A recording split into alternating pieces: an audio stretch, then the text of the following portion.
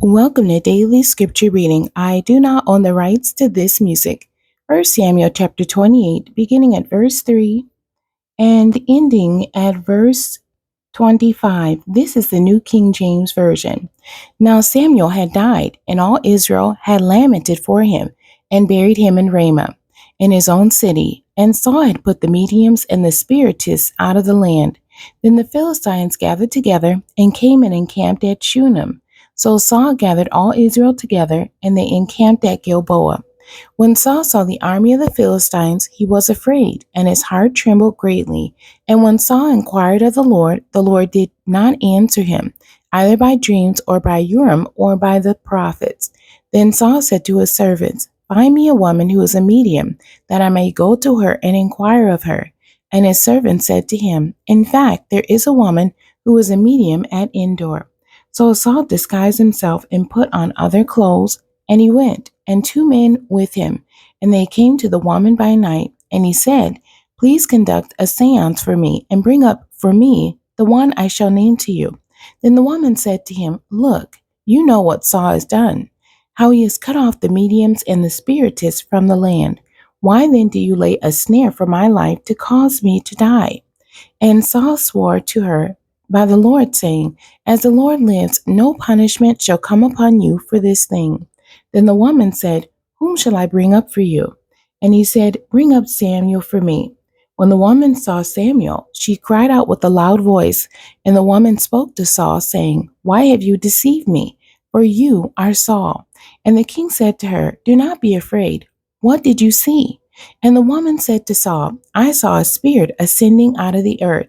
So he said to her, What is his form? And she said, An old man is coming up, and he is covered with a mantle.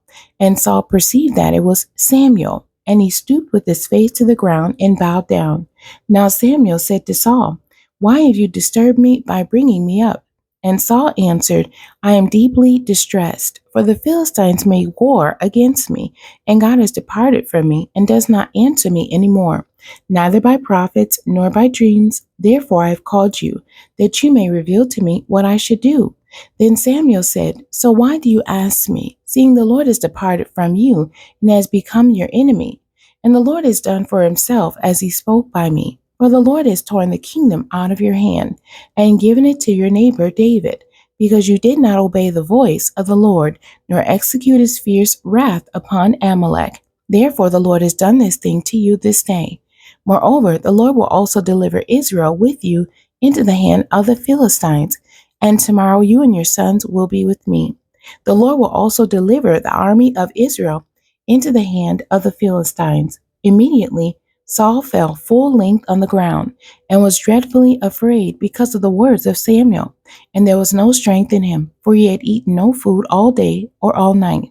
And the woman came to Saul, and saw that he was severely troubled, and said to him, Look, your maidservant has obeyed your voice, and I have put my life in my hands, and heeded the words which you spoke to me. Now therefore, please heed also the voice of your maidservant, and let me set a piece of bread before you, and eat, that you may have strength when you go on your way. But he refused, and said, I will not eat. So his servants together with the woman urged him, and he heeded their voice. Then he arose from the ground and sat on the bed. Now the woman had a fatted calf in the house, and she hastened to kill it. And she took flour and kneaded it, and baked unleavened bread from it. So she brought it before Saul and his servants, and they ate. Then he rose and went away that night. The end. God bless you, and thank you for joining me today.